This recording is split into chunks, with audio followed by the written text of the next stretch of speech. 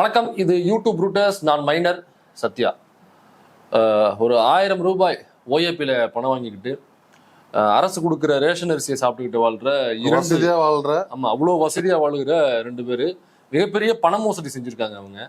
அது மட்டும் இல்லாம இந்த ஊழல், லஞ்சம், லாவண்யம் இப்படி வந்து பணம் சம்பந்தப்பட்ட குறிப்பா கருப்பு பணத்தை அவங்க வந்து சேர்த்து வச்சிருக்காங்க. எக்கச்சக்கமா அவரு பண்ணி வச்சிருக்காரு.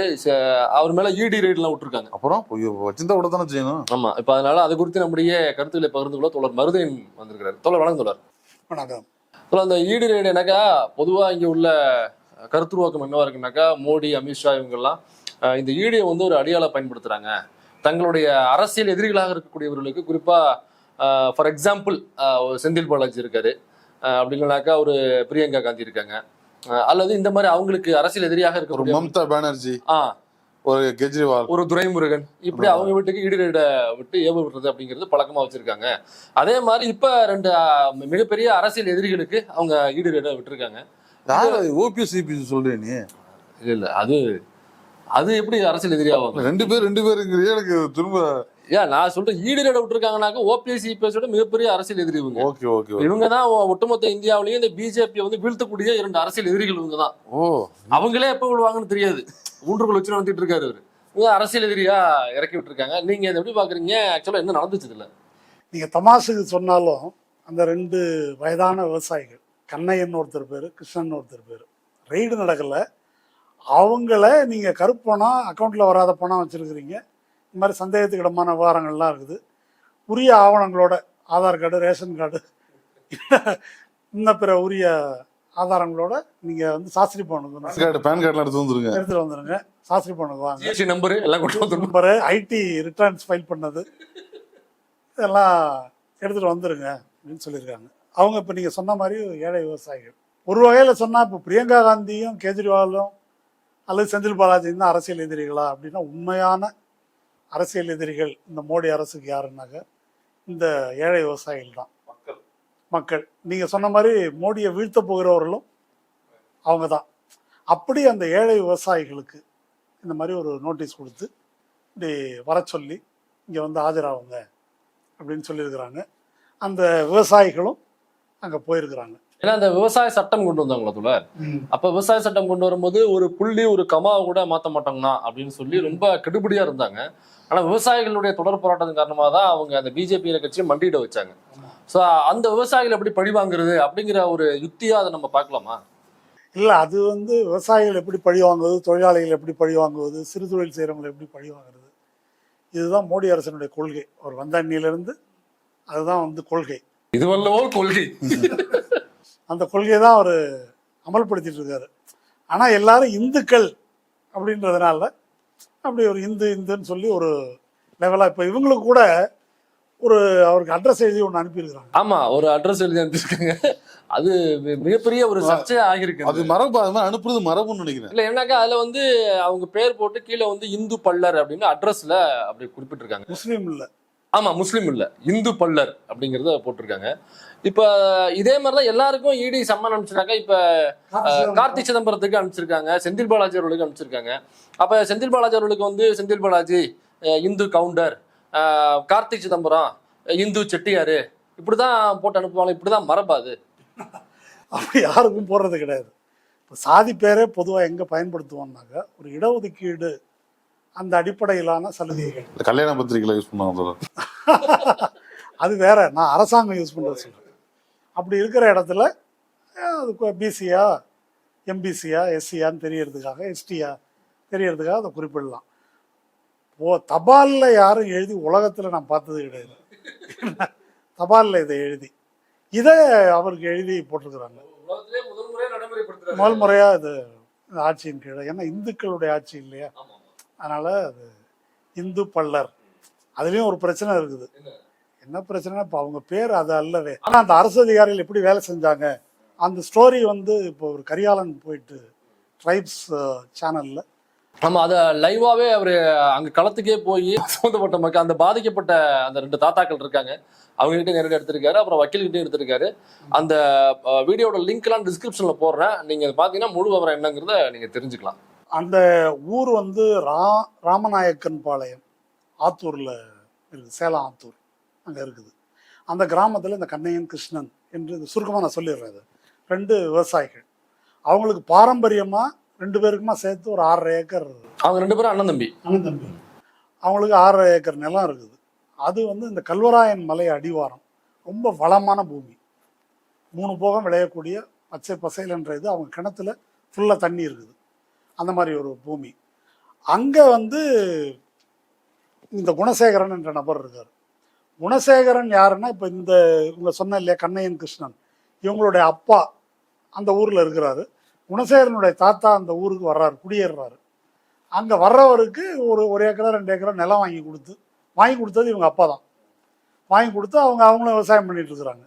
அதுக்கு பிறகு இந்த பிள்ளைகள் குணசேகரன் இவங்க வர்றாங்க. இவங்க ஒரு பிசி கம்யூனிட்டி. இவங்க வந்த பிறகு அந்த குணசேகரன்ற நபர் வந்து ஒரு ரவுடி. இதை பற்றி வந்து அந்த கண்ணையன் கிருஷ்ணன் விவசாயிகள் விளக்குறாங்க.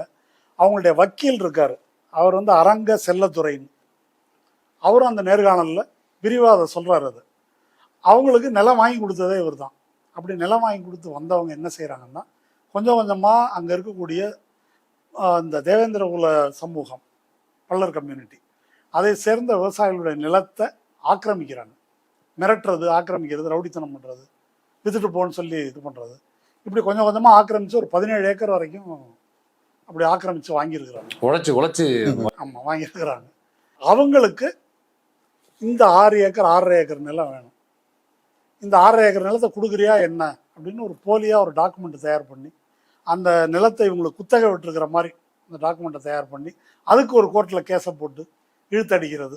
அது இல்லாமல் அருவாளை வச்சுட்டு மிரட்டுறது, வெட்டிடுவேன்றது. 3 ஆண்டுகளாக அங்கே விவசாயமே நடக்கலை. இவங்க நிலத்தில் அவங்க விவசாயம் பண்ண முடியல. அவங்க குச்சிக்கிழங்கு போட்டு இது பண்ணியிருக்கிறாங்க. அது அறுவடை செய்யக்கூடிய நேரத்தில் இந்த மாதிரி அடாவடித்தனம் பண்ணி அது அப்படியே வீணாக போச்சு மொத்தமும். அடுத்து நெல் பயிரிட்டுருக்குறாங்க. அறுக்கிற நேரத்தில் அவங்க இந்த குணசேகரன் நிலம் மேட்டுப்பகுதியில் இருக்குது. அங்கே ஃபுல்லாக தண்ணியை தேக்கி வச்சு அறுக்கிற நேரத்தில் திறந்து விட்டு ஃபுல்லாக இது அழுகி போய் பயனற்று போகுது. இந்த கொலை மிரட்டல் இதெல்லாம் பார்த்துட்டு இவங்களுடைய பிள்ளைகள் எல்லாரும் வேற ஊருக்கு, உயிருக்கு பயந்து வேற ஊருக்கு ஓடிடுறாங்க. இப்போ அங்கே இருக்கிறது இந்த அண்ணனும் தம்பியும், ஒருத்தருக்கு 70 வயசு மேலே, இன்னொருத்தருக்கு 60-65 வயசு இருக்கும். அவங்க 2 பேரும் தான் இருக்கிறாங்க. அவங்களே சமைச்சு சாப்பிட்டுக்கிட்டு ஒரு அங்கே இருக்கிறாங்க.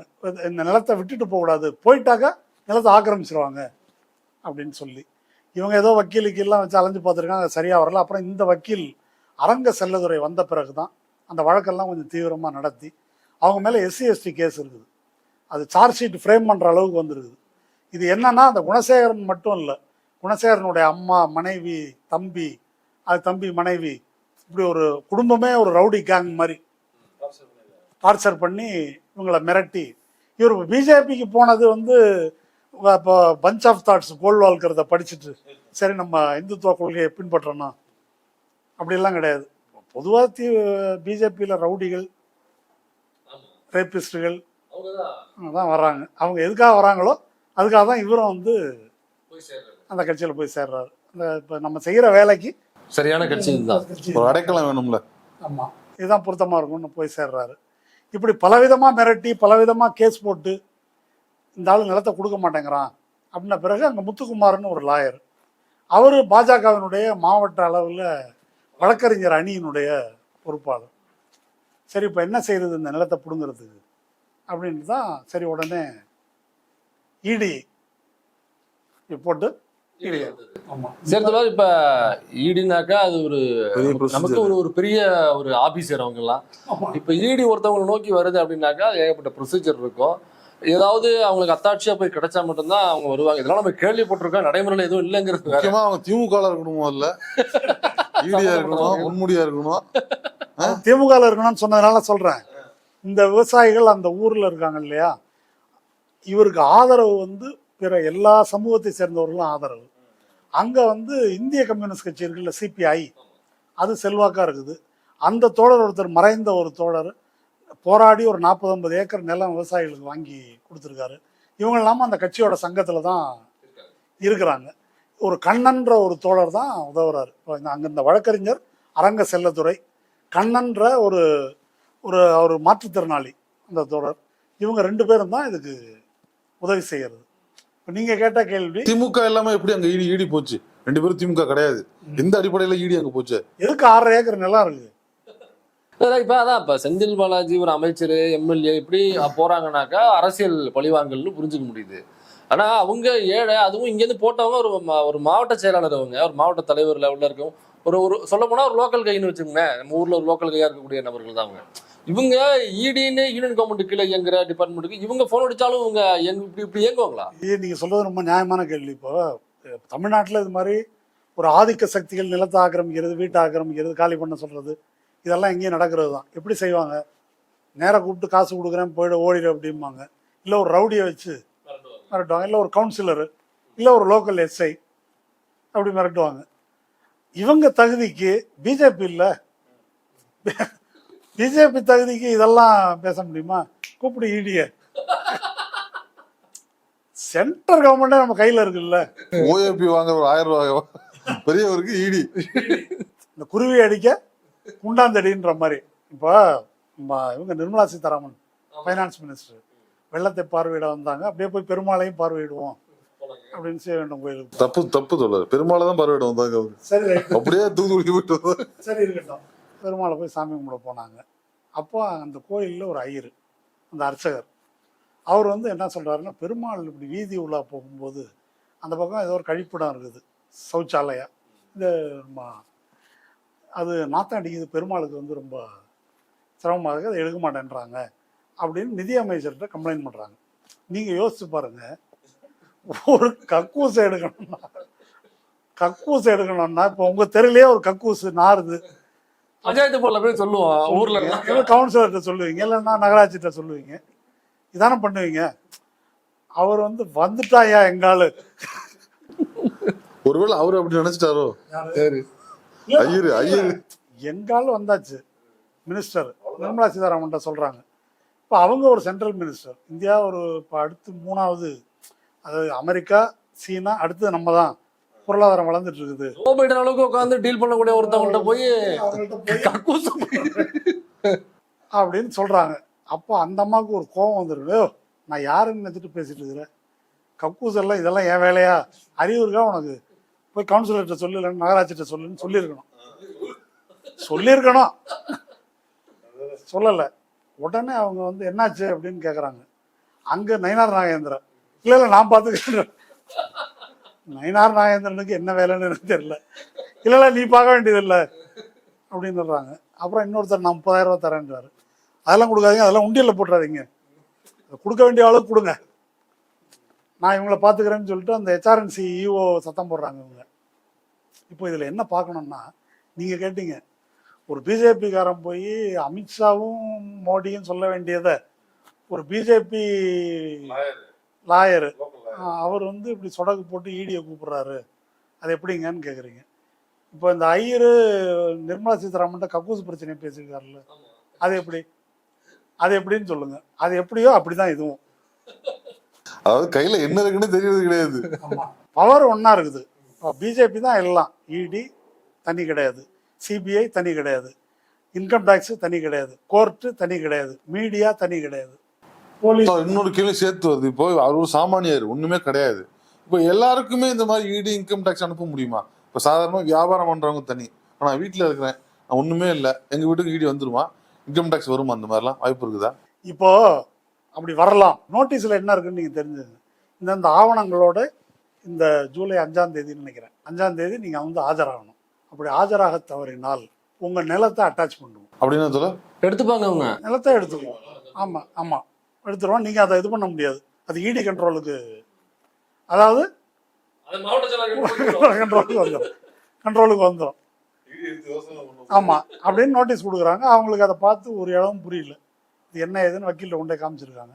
அப்புறம் என்ன அநியாயமா இருக்கு அப்படின்னு அந்த வக்கீல் இருக்காருல, அரங்க செல்லதுரை, அவங்க இங்க தலித் பிரவீனான்னு ஒரு வக்கீல் இங்க சென்னையில், அவங்கள தொடர்பு கொண்டு சரி அப்போ வர சொல்லி அவங்க கடன் வாங்கிக்கிட்டு, அவர் அந்த சிபிஐக்காரர் ஊனமுற்றவர், அவரையும் ஒரு காரில் பிடிச்சி, அதுக்கு அந்த வழக்கறிஞர் சொல்கிறாங்க, பிரவீனா ஒரு 50,000 ரூபா கடன் வாங்கிக்கிட்டு ஒரு வண்டி வச்சுக்கிட்டு அங்கேருந்து இங்கே 5ஆம் தேதி சாஸ்திரி பவனுக்கு வந்துட்டாங்க. உட்காந்துருக்குறாங்க. உட்காந்தா யார் என்னன்னு பார்த்துட்டு சரி வான்னு கூப்பிட்றாங்க. கூப்பிட்ட உடனே இந்த வழக்கறிஞர்கள் எழுந்துச்சு கூட வர்றாங்க. நீங்கள் எதுக்கு கூட வர்றீங்க, நீங்கள் வெளியே உட்காராங்க, அந்த 2 பேரையும் உள்ளே வர சொல்லுங்கள். அவங்க எழுத படிக்க தெரியாதவர்கள், நீங்கள் அவங்கள ஆஜராகணும்னு சொல்லிட்டீங்க, வந்திருக்காங்க. நாங்கள் வழக்கறிஞர்கள், நாங்கள் கூட வந்து நிற்க போகிறோம், நீங்கள் விசாரிங்க, நீங்கள் உள்ளே வரக்கூடாது. இது எப்படிங்க சட்டப்படி தப்பு? அது சரியாக தான் அந்த வழக்கறிஞர்கள் வாதாடி இருக்காங்க. அந்த PMLA prevention of money laundering act section 50 உட்பிரிவின்படி நேரில் ஆஜராகணும், நீங்கள் ஆஜராகலாம், அல்லது உங்களுடைய முகவர் ஏஜென்ட், அது வேற ஒருத்தரோ அல்லது ஒரு வக்கீலோ அவங்க வரலான்னு அதில் இருக்குது. இப்போ அவரே நேராக வந்துட்டார், அவருக்கு விவரம் தெரியாதுன்றதுனால இவங்க கூட இருக்கிறேன்னு சொல்கிறாங்க. அதெல்லாம் அனுமதிக்க முடியாது. ரித்தேஷ் குமார்னு அங்கே ஒரு அசிஸ்டன்ட் டைரக்டர், அனுமதிக்க முடியாதுன்றாரு. அது எப்படின்னு இவங்க கேட்குறாங்க. கேட்ட உடனே நீங்கள் இல்லை, உங்கள் CM ஸ்டாலினே வந்தாலும் இங்கே உள்ள பார்ப்போம், நாங்கள் பார்ப்போம், இந்த வார்த்தையை அவங்க சொல்கிறாங்க. நேராக பயன்படுத்தியிருக்காங்க. அந்த வழக்கறிஞர் இவங்க சொல்கிறாங்க, இது சிசிடிவி கேமராவில் பதிவாயிருக்குது. அவங்க வந்து சத்தம் போடுறாங்க, என்ன ஸ்டாலினே வந்தாலும் அது பண்ணலான்னு பார்க்குறீங்க, பேசுகிறீங்க அப்படின்னு வீடியோ எடுத்து அவங்க இதில் போட்டிருக்கிறாங்க. அது வெளியே வந்துருக்குது. அப்போ அந்த மாதிரி பேசுகிறாங்க. இப்படி பேசி இது பிரச்சனை தீரலைன்ன உடனே அவங்க உடனே நுங்கம்பாக்கம் போலீஸ் ஸ்டேஷனுக்கு ஃபோன் பண்ணி போலீஸ்காரங்க வராங்க. அவங்க வந்து பேசி இந்த பஞ்சாயத்து இந்த வழக்கறிஞர் ஃபோன் பண்ணி அந்த போலீஸ் ஸ்டேஷன்லேருந்து ஆள் வருது. அவங்க வந்து பேசியும் அது ஒன்றும் தீரலை. அப்போ தான் இந்த டயலாக் அவங்க பேசுகிறாங்க, போலீஸ் என்ன CM வந்தாலும் ஈடியோட பவர் என்ன தெரியுமா அப்படின்றாங்க. அப்ப ஈடியை வந்து இப்ப காவல்துறையில அரெஸ்ட் பண்ணாங்க, ஒருத்தர் வந்து லஞ்சம் வாங்கினாருன்னு. அதுக்கு வருவோம் அந்த பிரச்சனைக்கு. சரி, இதுக்கப்புறம் இவங்க என்ன செய்கிறாங்க, இது வேலைக்கு ஆகாதுன்ட்டு நேராக DGP ஆஃபீஸுக்கு போய் இந்த மாதிரி நடந்துச்சு, எங்களை உள்ள விட மாட்டேன்றாங்க, இந்த மாதிரி ஒரு தீண்டாமை இப்படி கவரில் வந்து ஜாதி பேரை சொல்லி இப்படி போட்டிருக்கிறாங்க, அப்படிலாம் பண்ணியிருக்காங்க அப்படின்னு ஒரு கம்ப்ளைண்ட் ஒன்று அங்கே கொடுத்துட்டு அங்கேருந்து கிளம்பி ப்ரெஸ் கிளப்புக்கு வராங்க, சென்னை ப்ரெஸ் கிளப். பத்திரிகையாளர் சங்கம் இருக்கு, எப்படி சும்மா விடுவாங்களா? அவங்க எவ்வளோ மூணா போனாலாம் இருக்காங்க, விட்டுருவாங்க. மூணா போனான்னா மூத்த பத்திரிகையாளர் அப்படியா? மூத்த பத்திரிகையாளர் தப்பா புரிஞ்சுக்க போறாங்க. மூத்த பத்திரிகையாளர் ஷார்ட்டா சொல்லுவோம். வந்து இது மாதிரி நான் ஒரு ப்ரெஸ் மீட் வேணும் அப்படின்னு எழுதி கொடுக்குறாங்க. எழுதி கொடுத்தாக்கா அங்கே ஒருத்தர் இருக்கிறாரு, அவர் இருங்க செயலாளர்கிட்ட கேட்டு சொல்கிறேன் அப்படின்னு செயலாளர்கிட்ட கேட்டு, இல்லை ஈடியை இதெல்லாம் ப்ரெஸ் மீட் வைக்க முடியாதுங்க, ஆமாம் வைக்க முடியாது, ஈடியை எதிர்த்து ப்ரெஸ் மீட் நடத்திட்டு அப்புறம் நாங்கள் பத்திரிகையாளர் மன்றம் நடத்துகிறதா என்ன, இப்படியே சொல்லியிருக்காங்க. அவங்க அந்த வழக்கறிஞர் ரொம்ப வருத்தத்தோடு சொல்லியிருக்காங்க, அங்கே உட்கார கூட இடம் கிடையாது, பிளாட்ஃபார்மில் 2 மணி நேரம் உட்காந்துருந்தோம், அந்த விவசாயிகளோட உட்கார்றதுக்கு நாற்காலி கூட அங்கே கிடையாது, உள்ளே கூப்பிட்டு உட்கார வைக்க கூட இல்லை, அவங்க வாசலில் ஒரு 2 மணி நேரம் உட்காந்துருந்துட்டு முடியாதுன்னு சொல்லிட்டாங்க. அப்புறம் அவங்க வெளியே வந்து ஒரு பத்திரிகை செய்தி தயார் பண்ணி பத்திரிகைகளுக்கு அனுப்பியிருக்கிறாங்க. ஆனால் எந்த பத்திரிகையும் போடலை, எந்த பத்திரிகையும் போடலை. இன்று இப்போ அவங்க சாவித்திரி கண்ணனுடைய பிளாகில் அது வந்தது, அப்புறம் அவங்க எழுதுனாங்க, அதை ஒட்டி இப்போ அந்த செய்தியை படிச்சுட்டு ஒரு ட்ரைப்ஸ் தமிழ் கரிகாலன் நேற்று சன் நியூஸ்ல நான் பார்த்தேன் தோழர், வந்திருக்கா. அதான் இதுலலாம் வந்த பிறகு ஃபர்ஸ்ட் பிரேக் பண்ணது கரிகாலன் போயிட்டு தான் அதை பிரேக் பண்ணியிருக்காரு, பிரேக் பண்ணுறாரு. அவர் வந்து போயிட்டு ஒரு அந்த விவசாயிகளை பேட்டி எடுக்கிறாரு, அவர் வழக்கறிஞர் அரங்கச்சிலையா எடுக்கிறாரு. அப்புறம் இவங்க தலித் பிரவீனா அவங்கள வந்து நேர்காணல் எடுக்கிறாரு. இதெல்லாம் எடுத்து கொண்டு வந்த பிறகு அப்புறம் இவங்க சத்தியம் தொலைக்காட்சியில் அரவிந்த் ஆக்ஷன் ட்வீட் பண்ணியிருந்தாரு, அவங்க தொலைக்காட்சியிலையும் ஒரு நிகழ்ச்சி நடத்துகிறாரு. இப்போ இவ்வளவு தள்ளி இப்போ தான் வருது. ஆனால் 6 மாதமாக இதை பற்றி பத்திரிகையாளர்கள், இப்போது ஒரு பத்திரிகையாளர் பண்ணுறதுக்கு போனார், முடியாதுன்ட்டாங்க.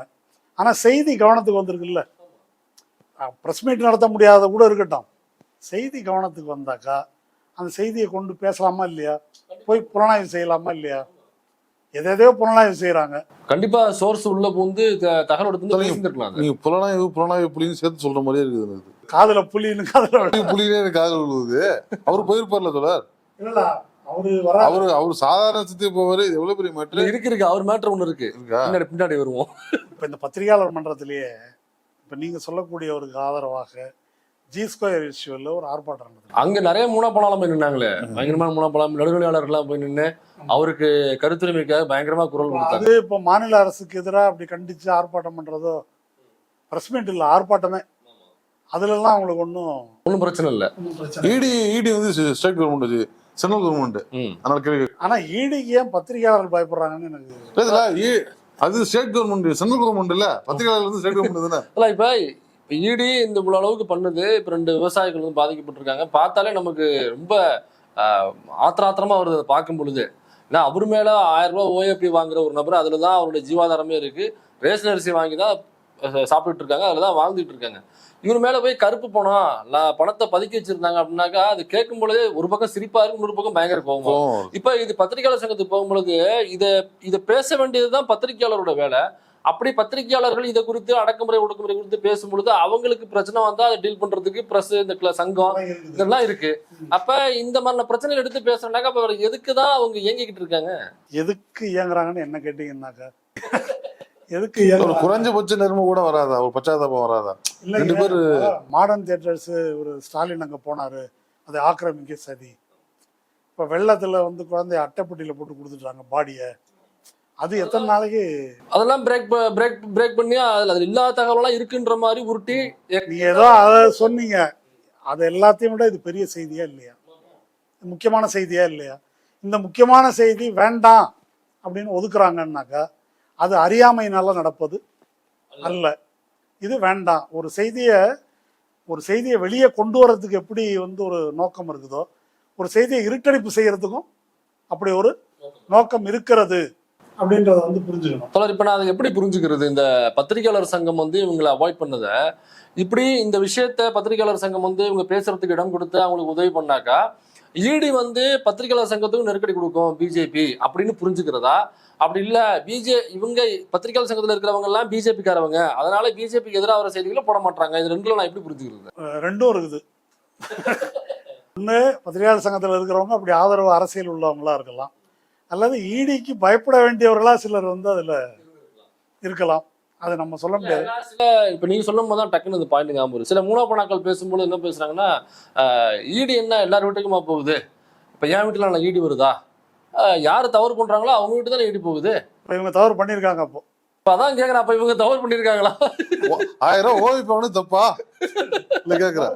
இல்ல எனக்கு என்ன பயம்னா, இப்ப இன்னைக்கு நான் எனக்கு பயம் என்னங்க, இன்னைக்கு கால் உண்டிட்டு நிக்கிறாங்க முடியாம, அவரை போய் இன்னைக்கு கண்ட பண்ணி கேள்வி கேட்கறாங்க, நாளைக்கு என்னையும் வந்து கேள்வி கேட்பாங்கல்ல. நானும் நான் ஒண்ணுமே சம்பாதிக்கலையே. வந்து இவங்க அப்பாவிகள், இவங்க மேல தப்பு இருக்காது அப்படின்னு சொல்றீங்க. இப்போ அவரு அந்த வழக்கறிஞர் பிரவீனா இருக்கிறாங்களே, தலித் பிரவீனா, அவங்க ஒன்று சொல்லியிருக்காங்கன்னு ஒரு கரிகாலன் சேனல்ல வந்துருக்கு. இவர் சவுக்கு சங்கர் வந்து அவங்கள்ட்ட பேசியிருக்காரு. ஓ ஆமா, நான் கூட அதை கேள்விப்பட்டேன். கரிகாலன் வந்து அரண்சைல பேட்டி கொடுத்திருந்தாரு. அதுல இந்த சம்பவம், இந்த தகவலை அவர் பகிர்ந்திருந்தாரு.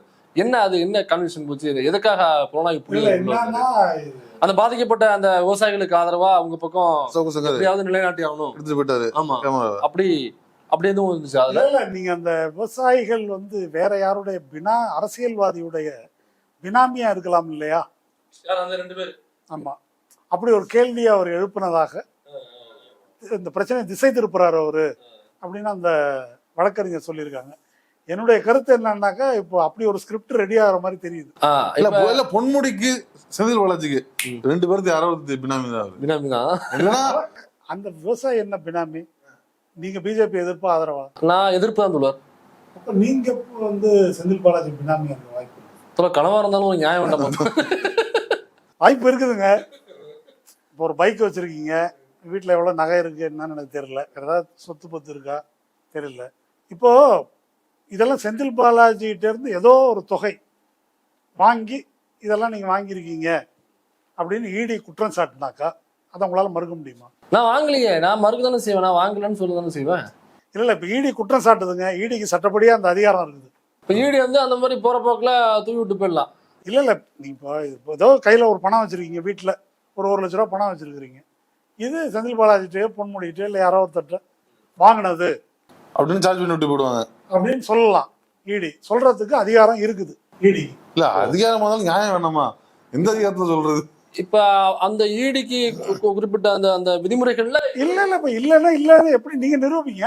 இல்லன்னு நான் நிரூபிக்கணும். நித்யானந்தன் ஒருத்தர் கேள்விப்பட்டிருக்கீங்களா? பிஜேபி அந்த நித்யானந்தா இல்ல, இவர் நம்மால பிஜேபிக்காரு. 40 பேர் அடித்து கொல்லப்படவில்லையா கலைஞர் ஆட்சியில்? இல்லையான்னு கேக்குறேன். அவர்தான் அதோட முடியல அந்த டயலாக். அப்ப இல்லைங்கிறதுக்கு ஆதாரம் சொல்லுங்க. இல்ல இவங்களே பாருங்க, பாரிஸ்டர் லா படிச்சிருப்பாங்க உங்களுக்கு தோழர்.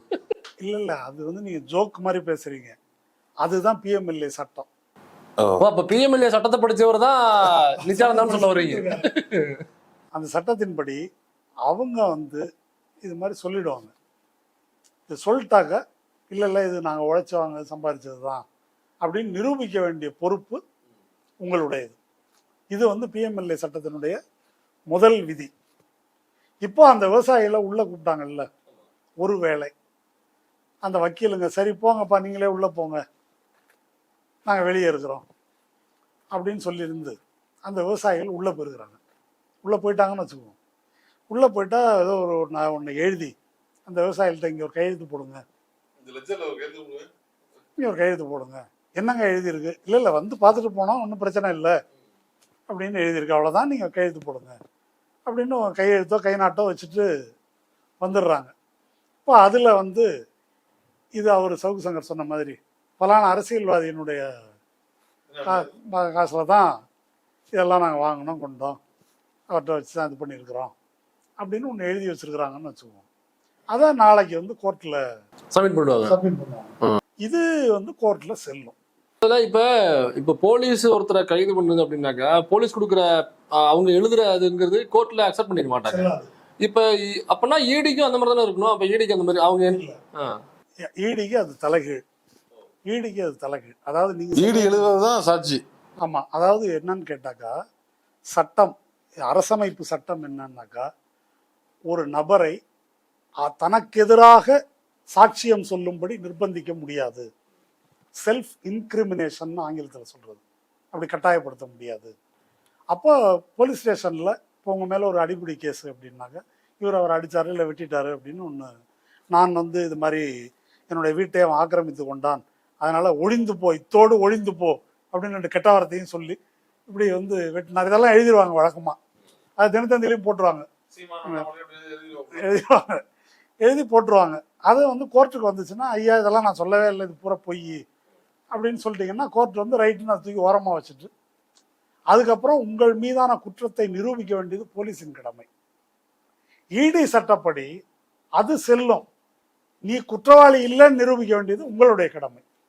இது யாரை வேணா கோத்து விடலாம். புதுசா இருக்குது, வேர்ல்டுலே இது புதுசா இருக்குது. ஆமா, இது ஆனா இது விமர்சிக்கலாமா இல்லையானு தெரியல, ஒரு ரவுடித்தனமான ஒரு விதிமுறைகளா இருக்கு. இது இப்ப பிடிக்கல அப்படின்னா நீங்க ரவுடித்தனம்னா சுப்ரீம் நாளைக்கு வந்து யாரோ முடியாத ஒரு ரோட்ல பிச்சைக்காரங்க அவர்கிட்ட கூட இந்த கேஸ் போட்டுருவாங்க. போடலாம். இப்போ நான் சொல்றது கொஞ்சம் வியப்பா இருக்கலாம் உங்களுக்கு. இந்த சட்டத்தை 2019 தான் மோடி அரசு இந்த திருத்தத்தெல்லாம் கொண்டு வருது. இந்த திருத்தம் கொண்டு வருவதன் நோக்கமே என்ன அப்படின்னு சொன்னாக்க அரசியல் எதிரிகளை பழிவாங்குவது அப்படின்றதுக்காக தான் திருத்தம் கொண்டு வராங்க. அதை வச்சு இப்போ எல்லா எதிர்கட்சியும் பெட்டிஷன்லாம் கொடுத்தாங்க. இப்போ இன்னைக்கு இடி கேஸில் உள்ளே இருக்கக்கூடிய அரசியல்வாதியில் 95% எதிர்கட்சிகள். அவங்களுக்காகவே இதை டிசைன் பண்ணி தான் கொண்டு வந்திருக்காங்க. நம்ம விவசாயிகள் உட்பட எதிர்கட்சி தான் அவங்களாம் என்ன. அப்போ அதுக்காகவே டிசைன் பண்ணி கொண்டு வந்திருக்கிறாங்க. இப்படி கொண்டு வந்த இந்த சட்டம் அரசமைப்பு சட்டப்படி செல்லாது அப்படின்னு சொல்லி கோர்ட்டில் வாதாடினாங்க. ஆனால் ஒரு நீதிபதி ஒருத்தர் இருந்தார், கன்வில்கர்னு. அவர் ரொம்ப நடுநிலையான அவர் பத்திரிகையாளர் இல்லை, நடுநிலையான பத்திரிகையாளர் நீதிபதி. அவர் வந்து பதவியில் இருக்கும்போதே மோடி தான் வல்லவர், நல்லவர், உலகளாவிய அளவில் ஒரு பெரிய அறிஞர் அப்படியெல்லாம் வந்து ஒரு பதவியில் இருந்துக்கிட்டே பேசினவர். அவர் என்ன சொன்னார்னா இந்த சட்டம்லாம் செல்லும் அப்படின்னு சொல்லிட்டார். இந்த சட்டங்கள் அனைத்தும் சட்டப்படி செல்லும் அப்படின்ட்டாரு. இப்போ வந்து அந்த தீர்ப்பு சொல்லிட்டு ரிட்டையர் ஆயிட்டார் அவர். அதுக்கப்புறம் திரும்ப எதிர்கட்சிகள்லாம் ஒரு பெட்டிஷன். வேற எங்கேயும் ஆளுநரா இருக்காரு அவரு? வேற எந்த மாநிலத்தையும் ஆளுநரா இருக்காரா? இல்லை, ஏதோ ஒரு கமிஷனுக்கு எதுக்கோ போட்டிருக்காங்கன்னு நினைக்கிறேன். அவர் அதாவது போடுவாங்கல்ல, பின்ன நடுநிலையானவர்களுக்கு உரிய செஞ்சாகணும். அப்போ அடுத்து இவங்க ஒரு பெட்டிஷன் போட்டு இதை மீளாய்வு செய்யணும் அப்படின்னு பெட்டிஷன் போட்டு இந்த மூத்த வழக்கறிஞர்கள் கபில் சிபல், மூத்த வழக்கறிஞர் தான், சரி, கபில் சிபல், அபிஷேக் மனு சிங்வி இவங்கெல்லாம் வந்து பெட்டிஷன் போட்டு மூச்சை பிடிச்சிட்டு வாதாடி எல்லாம் முடிச்சுட்டாங்க. இப்போ நீதிபதி எஸ்கே கவுல்னு அவர் இப்போ தான் 10 நாள் ரிட்டையர் ஆனார்.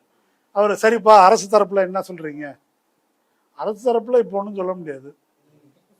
எப்போ சொல்லுவீங்க? அது எப்போன்னு சொல்ல முடியாது. அதையும் இப்போன்னு சொல்ல முடியாது. எப்போ சொல்றாங்கிறத எப்போ சொல்ல முடியாதுங்கிறத இன்னொரு நாள் சொல்றோம். சொல்ல முடியாது. அப்போ நீதிபதி என்ன சொன்னாருன்னா, சரி நான் இப்போ ரிட்டையர் ஆக போகிறேன் 10 நாள் இல்லை, நான் போகிற வரைக்கும் சொல்ல முடியாதுன்றதான் உங்கள் திட்டம் சொல்லிட்டு ரொம்ப கனத்த இதயத்துடன் இந்த வழக்கை வேற பெஞ்சுக்கு அமர்வுக்கு தள்ளி வைக்கிறேன். அப்படின்னா என்ன பொருள்னா, மறுபடியும் போராட்டத்திலிருந்து ஆரம்பிக்கணும். அப்போ இன்னைக்கு ஒரு கேஸ் இருக்குது, போயிட்டு தான் இருக்குது. இல்லை, அந்த கேஸால ஒன்றும் இல்லை. இப்போ ஏற்கனவே செல்லும்னு சொல்லியாச்சு. செல்லும்னு சொன்னது தான் செல்லும். அப்போ இந்த இப்போ இருக்கிற சட்டத்தின்படி யாரை வேண்டுமானாலும் எப்படி வேண்டுமானாலும் கொண்டு போகலாம். இப்போ செந்தில் பாலாஜி உள்ளே இருக்கார், அவர்கிட்ட அவரை விசாரணை எல்லாம் நடத்தியிருக்கிறாங்க. அவர்கிட்ட என்ன பேரில் எதை எழுதி வாங்கினாலும் அதை வாங்கி வச்சுக்கிட்டு அவங்க எல்லாரையும் உள்ளே கொண்டாந்துடலாம். யாரை வேண்டுமானாலும் உள்ளே கொண்டு வரலாம் அப்படின்றது தான் இந்த சட்டத்தில் சிறப்பு. இது என்ன அப்படின்னு சொன்னாக்கா, இப்போ இடி அப்படின்றது இந்த அரசாங்கத்துக்கு ஒரு அடியாள் படை மாதிரி செயல்படுது. அது யாரும் மோடி சொல்லுவாங்க, அமித்ஷா சொன்னாதான் கேட்பாங்கன்றதெல்லாம் இல்லை. ஒரு வட்ட செயலாளர் சொன்னாலே இவங்க ரெடியா இருக்குது. அடித்தனமா இருக்கு. இந்த விவசாயிகளை பார்த்தாலே தெரியுது. இந்த விஷயம் இப்ப ரீசெண்டா பயங்கர வைரலா போயிட்டு இருக்கு. இப்ப சூமோட்டோவா நிறைய வழக்குகளை நீதிமன்றம் எடுத்து அவங்களே முன்னெடுக்கிறாங்க. இப்ப இந்த மாதிரி கண்ணுக்கு எதிராக பாதிக்கப்படுறாங்க அப்படிங்கிறது அப்பட்டமா தெரியும் பொழுது இதை நீதிபதிகள் சூமோட்டோவா எடுக்கக்கூடிய விதிமுறை இல்லையா? ஏன் அதை எடுக்க மாட்டேங்க? விதிமுறை சூமோட்டோவுக்கு விதிமுறை கிடையாது. அவங்களுடைய மனசாட்சிக்கே இது ரொம்ப சங்கடமா இருந்து ஒரு அநீதியை பார்த்து அவங்களுக்கு ராத்திரி தூக்கம் வரக்கூடாது. அப்படி ஒரு பிரச்சனையா இருக்கணும். அது அவங்க தான் முடிவு பண்ணணும். அவங்களுக்கு இதை பார்த்து சரி ரைட் நடக்கிறது நடக்கட்டும், இதெல்லாம் ஒரு மேட்ரா அப்படின்னு கருதிட்டாக்க ஒன்றும் பண்ண முடியாது இல்லையா? இப்போ நமக்கு இந்த அநீதியை பார்த்தா தூக்கம் வரல, நமக்கு ரொம்ப கஷ்டமா இருக்குன்னு சொல்லலாம்.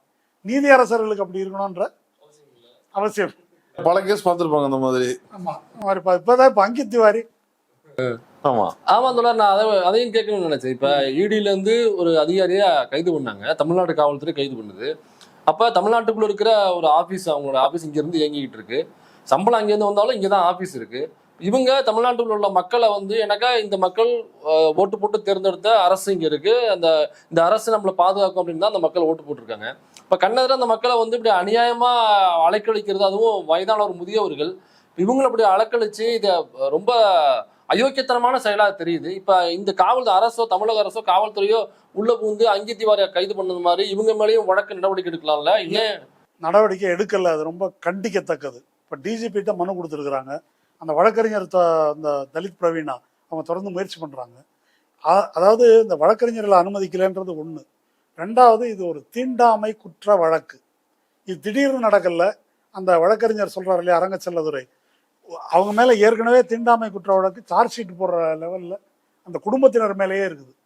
அதன் அப்படியே பேசியிருக்கிறாங்க, அவங்க பள்ள பயலுக்கு எதிரா நிலம். ஆமா, அதோட ஏற்கனவே அவங்க மேல கொலை சம்பந்தமான வழக்கமா, அவர் மேல மர்டர் கேஸும் இருக்குது அப்படின்னு சொல்றாங்க. இதே நில விவகாரமா தான் அந்த கொலை நடந்திருக்குன்னு எஸ்சியும் போடலாம். அதுல எஸ்சி வழக்குல சார்ஜ் ஷீட்டுக்கு லெவல்ல இருக்குது. அதன் கண்டினியூவேஷன் தான் அந்த குற்றவாளிகள் தான் இவங்களுக்கு எதுக்கு நிலம்னு சொல்லிட்டு இவங்களை கொடுமைப்படுத்தி இங்க ஈடியை வச்சு இதை செய்யறாங்க. ஈடி ஒரு லெட்டர் அனுப்புறான். லெட்டர்ல இந்த மாதிரி ஜாதி பேரை போட்டு அனுப்புறான்னு சொன்னாக்கா அது எப்படி நடக்கும்னு நீங்க சொல்லுங்களேன். ஆமாம், போட்டிருக்கணும். காவல்துறை அவர்களை கைது செய்ய வேண்டும். இப்ப இவங்க இவ்வளவு தாமதிக்குதுங்கிறது அப்புறம் எப்படி இதை புரிஞ்சுக்கிறது? நாகரிக அரசியல் அப்படிங்கிறது வேற, இது நம்ம நாகரிக அரசியல்னு அடிக்கிற குடிஞ்ச வாங்கிட்டு போக வேண்டியது நாகரிக அரசியல் இல்ல. நான் என்ன சொல்ல வரேன், இந்த தமிழ்நாடு காவல்துறை இவங்களை அந்த குணசேகரன்ல தொடங்கி முத்துக்குமார்ல தொடங்கி குணசேகரன் குடும்பத்தார் முத்துக்குமார், இந்த இடி அதிகாரி ரித்தேஷ்குமார் கூட இருந்தவங்க, இவங்களை கைது செய்யட்டும், வழக்கு பதிவு செய்யட்டும். அது என்னன்னு பிரச்சனை வெளியே வரட்டுமே. ஏன் கைது செய்தாய் அப்படின்னு சொல்லி அண்ணாமலை குரல் கொடுக்கட்டும். ஆமா, ஒரு இந்து பாதிக்கப்பட்டிருக்காரு, அதுவே இந்து பல்லர் எந்த இந்து பக்கம் வராங்கன்னு தெரியும்ல. இப்போ அங்கித் திவாரிக்கு இங்க டிவிஎஸ்சி ரெய்டு போனாங்க. அங்கித் திவாரியை கையங்களவமா பிடிச்சிட்டாங்க பணத்தோட. இடி ஆபீஸுக்கு போறாங்க. இடி ஆபீஸுக்கு போய் கதவை திறந்து சோதனை போடணும், பூட்டி இருக்குது. உடனே இந்தோ திபெத்தன் பார்டர் ஃபோர்ஸை கொண்டு அப்படி குறுக்க நிறுத்தி எல்லாம் திறக்கக்கூடாதுன்றாங்க. அப்புறம் இவங்க டிவிஎஸ்சி கம்ப்ளைண்ட் கொடுத்து தல்லாகுளம் போலீஸ் ஸ்டேஷன்லேருந்து போலீஸ் வந்து பூட்டை உடைச்சு உள்ளே போய் ஆவணங்களை எடுத்து அதை ஆராய்ச்சி பண்ணுறாங்க. ஆராய்ச்சி பண்ணாங்க ஒரு 75 பேருக்கு தொடர்பு இருக்குன்னு இப்போ இந்த விசாரணையில் அங்கித் திவாரி சொன்னதாக தமிழ்நாடு லஞ்ச ஒழிப்புத்துறை இருக்கு இல்லையா, டிவிஎஸ்சி, அவங்க வந்து சொல்கிறாங்க.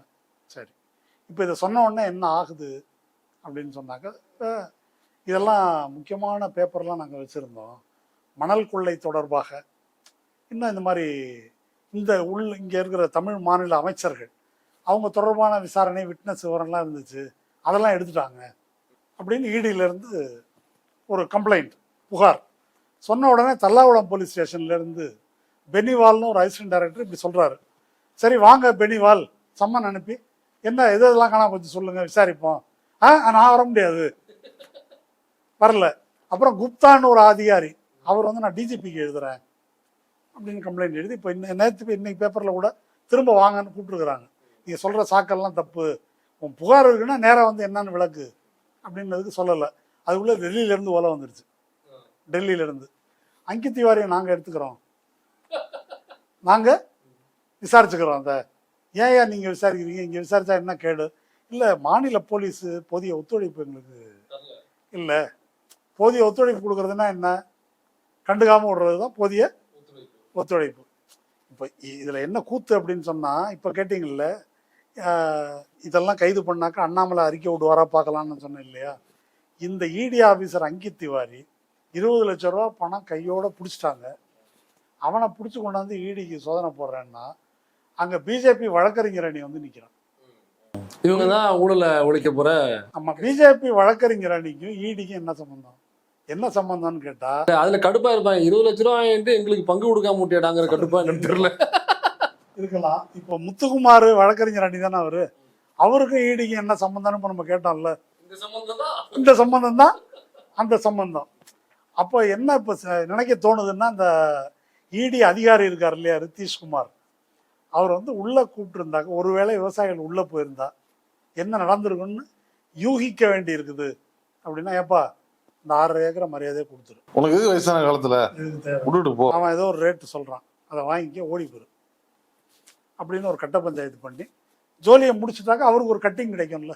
அந்த மாதிரி ஒரு கட்ட பஞ்சாயத்துக்கு தான் வந்து இந்த நோட்டீஸை கொடுத்து வரவழைத்திருக்கிறார்கள். ஏன் அவர் பிஎம்ஓல வரைக்கும் எனக்கு செல்வாக்கு இருக்குன்னு அவர் சொல்லியிருக்காருல்ல, இந்த டாக்டர்கிட்ட வசூல் பண்ணுறதுக்கு அவர் சொல்லியிருக்காரு இல்லையா.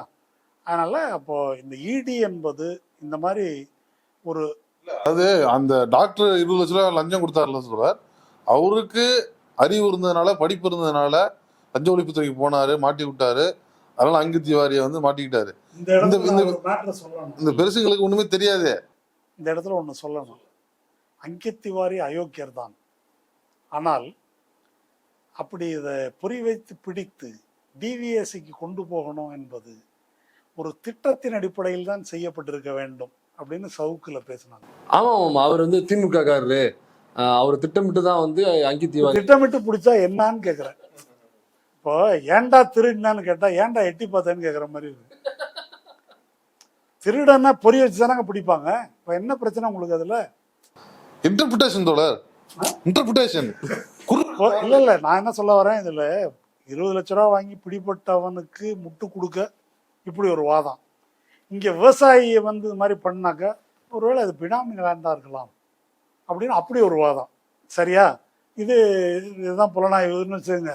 அது இல்ல நான் கேக்குறது, அந்த டாக்டருக்கு ஒரு அறிவு இருந்துச்சு, படிப்பு இருந்துச்சு, மாட்டி விடுறதுக்கு எல்லாத்தையும் ஏதோ பேப்பர் வச்சு போனாரு, போய் கம்ப்ளைண்ட் பண்ணாரு. இவங்களுக்கு எதுவுமே தெரியாது. கையங்களமா ஒரு லாயர்ட்ட போகணும் கூட தெரியாது. 6 மாசமா போயிட்டு இருக்குது. எப்பா அவங்களுக்கு வந்து போலீஸ் இவங்களுக்கு வர முடியலன்னு கேக்குறேன். இல்லை அந்த போலீஸ் இவங்களுக்கு எப்படி வரும், இவர்களுக்கு வரப்போவதில்லை. அதனால பாயிண்ட் என்ன அப்படின்னு சொன்னாக்கா, இந்த விவசாயிகள் இப்படி இந்த வழக்குக்காக அழைக்கப்பட்டிருப்பதிலிருந்து நாம் புரிந்து கொள்ள வேண்டியது, பிஜேபி ஆட்சி, பிஜேபி அப்படின்னா ரொம்ப சல்லிசா நினைச்சிட்டு இருக்கிறாங்க. பொதுவில் இந்து மதத்தை சார்ந்தவர்கள் பிஜேபி வந்தால் முஸ்லீமுக்கு தான் பிரச்சனை, இல்லை தலித்துகளுக்கு, ஒடுக்கப்பட்ட சாதியினருக்கு அவங்களுக்கு தான் பிரச்சனை, சாமி கும்பிடுறவங்க தான் பிரச்சனை. ஆமாம், ஏன் இப்படி இல்லை திராவிட இயக்கம் இவங்களுக்கு தான் பிரச்சனை. இப்போ இவங்க திராவிட இயக்கமா ஆன்டி பிஜேபியா இல்லை முஸ்லீம் தீவிரவாதியா, யார் இவங்களுக்கு ஏன் இந்த பிரச்சனை வந்தது? அப்போது ஃபாசிசம், ஒரு ஃபாசிஸ்ட்னா யாருக்கும் அர்த்தம் புரியறதில்லை. அது என்ன அப்படின்னு சொன்னால், அது யார் அடிப்படையான உழைக்கும் மக்களோ, உண்மையில உழைச்சி சாப்பிட்றவன் யாரோ, அல்லது சொந்தமாக கஷ்டப்பட்டு தொழில் நடத்தி சாப்பிட்றவன் யாரோ, அவர்களுக்கு எதிரானது தான் ஃபாசிசம்ன்றது. இவன் பவருக்கு வந்துட்டாக்கா, நீங்கள் இப்படி யோசிச்சு பாருங்களேன், ஒரு திமுக மாவட்ட செயலாளர் டிவிஎஸ்சியை ஏவ முடியுமா?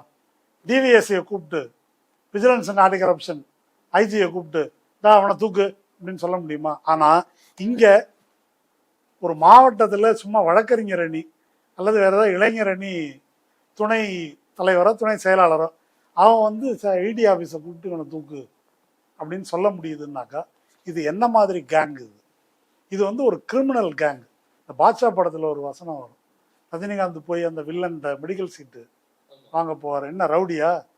நான் முதல்ல ரவுடி தான், அப்புறம் தான் இதெல்லாம் அப்படின்ற மாதிரி பிஜேபியில் எல்லாரும் முதல்ல ரவுடி, அப்புறம்தான் இந்துத்துவம் சந்துத்துவம் அதெல்லாம் அப்புறம்தான். ரொம்ப எளிமையாக புரிய வச்சுட்டீங்க சார், ரொம்ப எளிமையாக புரிய வச்சுட்டீங்க. அதுதான் அந்த வகையில் இதை புரிந்து கொள்ள வேண்டும். அதனால யோக்கியனா இருந்தா எதுக்கு பயப்படணும்? அப்படின்னா இப்ப இவங்க யோக்கியம் இல்லைன்னு சொல்ல வரீங்களா அப்படிங்கிற கேள்வி அந்த மூணா பணாங்கிட்ட நம்ம வச்சிருவோம். மூத்த பத்திரிகைகள் எத்தனை தடவை சொல்ற ரைமிங்கா இருக்க மாட்டேங்கிறீங்க. மூத்த பத்திரிகை ஒரு தடவை சொல்ல முடியாது, மூணா பணா. ரைட். அதனால அவங்க பாப்பவங்களாம் என்ன பதில் சொல்றாங்கன்னு தெரியல, பொறுத்து இருந்தா பார்க்கணும். அதெல்லாம் ரொம்ப விரிவா இதை பத்தி சொல்லிட்டீங்க, ரொம்ப டீட்டெயிலா நம்ம இதை பத்தி பேசியிருக்கோம். கடைசியில் அந்த பாஜக ரொம்ப ஷார்ப்பா ஒரு பஞ்சு போட்டு கொடுத்துருக்கீங்க. இப்ப இந்த ஏழை விவசாயிகளுக்கு நடந்தது வெளியில கொண்டு வராத பத்திரிகையாளர்களா எதுக்கு தங்களை பத்திரிகையாளர் என்று சொல்லிக் கொள்கிறார்கள் அப்படிங்கிறது நமக்கு தெரியல. அந்த சங்கம் எதுக்காக செயல்படுது அப்படிங்கிறது நமக்கு தெரியல. அப்ப இதுக்கு பின்னாடி இந்த பிஜேபி அப்படிங்கிற ஒரு கட்சி இப்ப என்னென்ன அமைப்புகளை தனக்கு கீழே வச்சுக்கிட்டு அவங்களை அடியாளா ஏவி விடுறாங்க அப்படிங்கிறத ஒரு வயல் கேட்டு அவர் கொடுக்கல, சொந்த வயல் அப்படிங்கிறதுக்காக ஈடியை ஒரு கவர்மெண்ட் அரசாங்கத்தினுடைய ஒரு அங்கமா இருக்கக்கூடிய ஈடியை ஏவி மிரட்ட முடியுது அப்படின்னாக்கா இவங்க எவ்வளவு பாசிசத்துக்கு துணை போகிறவர்கள், எப்படி கருத்துரிமைக்கு எதிரானவர்கள், ஜனநாயகத்துக்கு எதிரானவர்கள் அப்படிங்கிறது ரொம்ப தெளிவா சொல்லியிருக்கீங்க. இதை இப்பதான் மீடியாவில் கொஞ்சம் கொஞ்சமா பேச ஆரம்பிச்சிருக்காங்க நினைக்கிறேன். தமிழக அரசு நீங்க சொன்ன மாதிரி இதுல நடவடிக்கை எடுக்கும் வரை நம்ம ஊடகங்கள் ஓயக்கூடாது. இந்த விஷயத்தை தொடர்ந்து நம்ம கவனத்துல வச்சுக்கிட்டே இருக்கணும், நம்ம பேசிக்கிட்டே இருக்கணும். அதனால பொறுத்திருந்து பார்ப்போம் என்ன நடவடிக்கை எடுக்கிறாங்க அப்படிங்கிறத. நடவடிக்கை எடுக்கலன்னா எடுக்கும் வரை நாம் பேசிக்கொண்டு தான் இருக்க வேண்டும். அப்படி இல்லைனாவே களத்தில் இறங்கி செயல்படணும்னா அதையும் நம்ம செஞ்சுதான் ஆகணும். உங்கள் நேரத்தை ஒதுக்கி நீங்க பேட்டி கொடுத்ததுக்கு நன்றி. நன்றி.